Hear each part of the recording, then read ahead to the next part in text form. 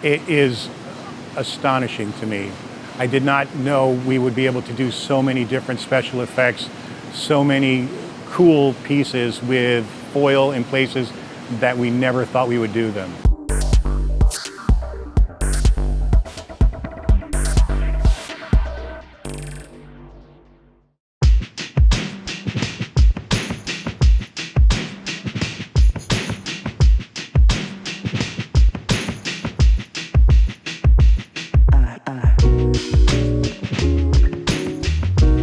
No, because my first customer were people in the street wanted me to do business cards for them and wedding invitations. And you know, I was doing pre-press for larger printers because I was a pre-press person and working for multiple printers. So they would give me their pre-press work to do outside, and I was bringing that home. But then people were sending me business cards or letterheads or wanted wedding invitations. So I was doing all that type of work when I started in my basement. And then finally I started opening commercial doors, knocking on doors. Marshall Solomon was my first commercial customer. Taplin Pump and Compressor, I'll never forget him. Great guy. I always said he was the first millionaire I ever knew. And you know, he slowly but surely, he started giving me his work, and next thing I know, he's giving me all his work, and then we got along great. He was a great guy, and he taught me a lot. And then I moved on with other businesses and met other people. It's fond memories, these people. I mean, we grew up to be good friends after I built the business, and him and I would be going golfing, and after I was relatively successful. We're still small compared to what we are today. The relationships are important. You know, they're important. Taking care of people, take care of your vendors, take care of your customers. You know, it's always been important to us.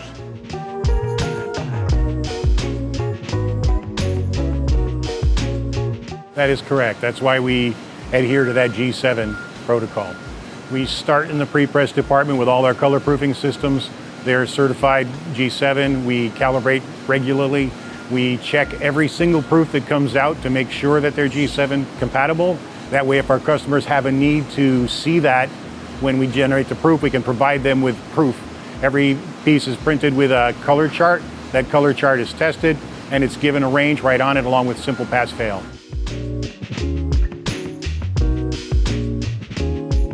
We are a Canon house, yes. We have those presses calibrated every morning. We run the color routine, make sure that they maintain their color fidelity. It's a little different with the digital equipment, of course, but we make sure that we keep them as color faithful as we can throughout the process. And that involves being calibrated every single day. So on the digital equipment, the software really works to do the math for you. We're not adjusting any ink keys. We're not having to do any of that balance. All that's taken care of in the math that's inside the equipment itself. The RIP takes care of that, generates a new proof, and we find ourselves compliant fairly quickly.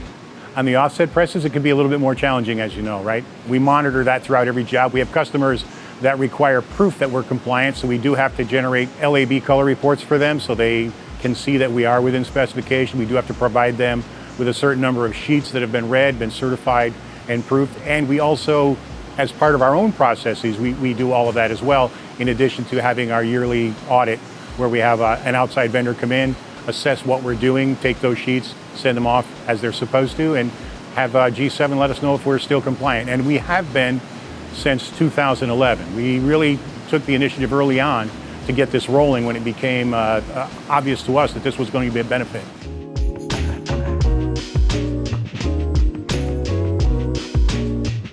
From the pre-press side of it, I think it's important where we take a very serious look at all customer supplied packaging files because of the interesting techniques that a lot of our customers are asking of us, whether it be foil stamp, whether it's unique coatings to be raised coatings, that sort of thing. Those files have to be perfect. Otherwise, if we're not perfect at the beginning, they won't get perfect later. So a lot more care, I think, goes into the packaging side of the pre-press because there's so many important details that need to be covered. We have a great team on the packaging side in pre-press that's very cognizant of the fact that that is one of our most important assets. On the commercial side, it's as important that the files are prepared well also, but a lot of times those techniques are basically CMYK over CMYK and maybe some coating here and there. It's not as often that we see the types of techniques you see in the higher end packaging.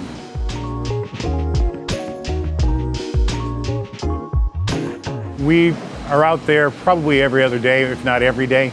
we have a good relationship with the guys in the ink lab, and we use the spectrophotometry in there to make sure that what we're doing matches what he's doing when it comes to ink matching. We spend a lot of time with custom colors for customers. What we do is we use that spectrophotometer, we use Photoshop, we kind of work through those problems on a day-to-day basis, and then we generate the drawdowns that give the customer hopefully what they were looking for when they sent us the project.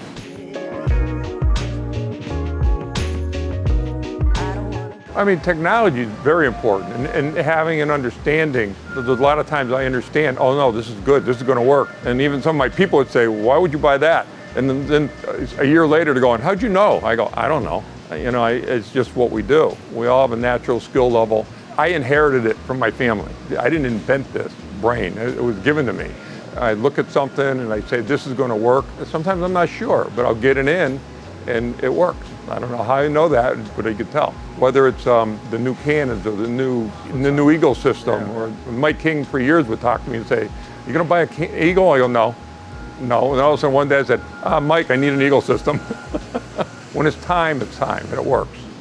I like to partner with my vendors. That's extremely important to me. Customers are important, vendors are just as important. I mean, it's got to be a vendor that fits me, obviously. I'm not going to partner with just anybody. But when I see something I like, and the customer or the vendor see something they like, it works. And you get them in, and it works. And we help each other. That's what's important. The important thing is give the people what they want. Give the customer what he wants, give the vendor what he wants.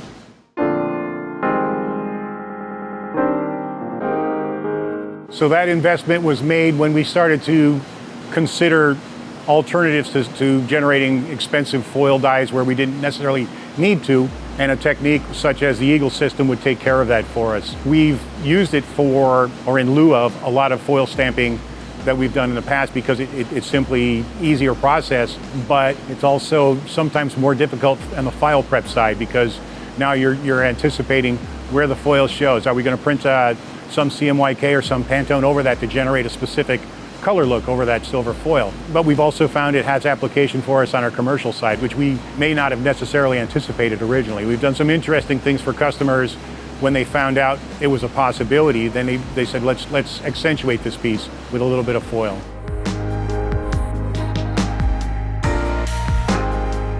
Yes, I think we do that a lot with technology here. We find that we can purchase something that suits a specific need right now, and then tomorrow we discover it also fills a need that customers necessarily didn't know they wanted, and we didn't necessarily know that they were looking for. But once we have it here, we aren't afraid to share that with our customers and explain to them what possibilities exist for them.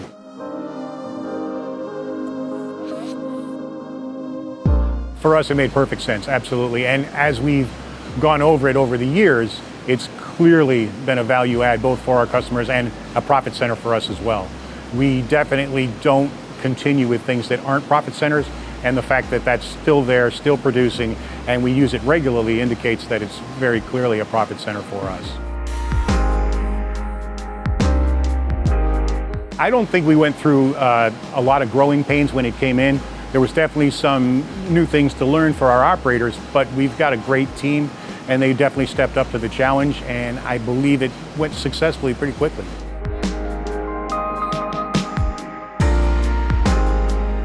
It is astonishing to me. I did not know we would be able to do so many different special effects, so many cool pieces with foil in places that we never thought we would do them. We've done some posters that have been absolutely amazing, along with the very interesting packaging pieces we produce as well.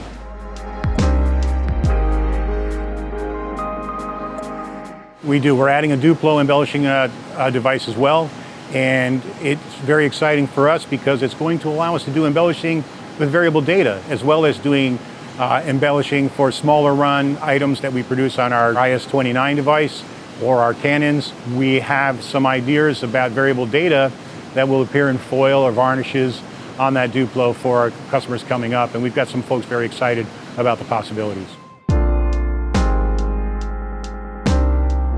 Can't say I'm sure about what new markets it opens up for us, but certainly we have customers now that are looking for that sort of thing.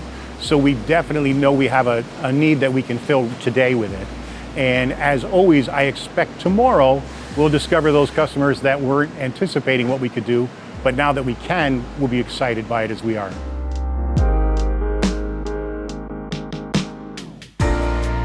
Yeah, I would think so.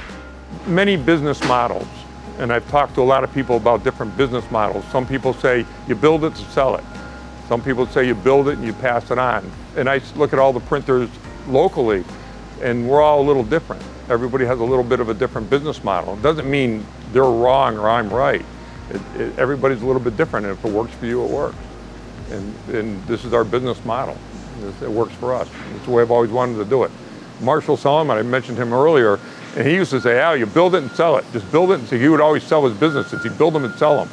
And I go, I don't know, it's not my model. And I like building it.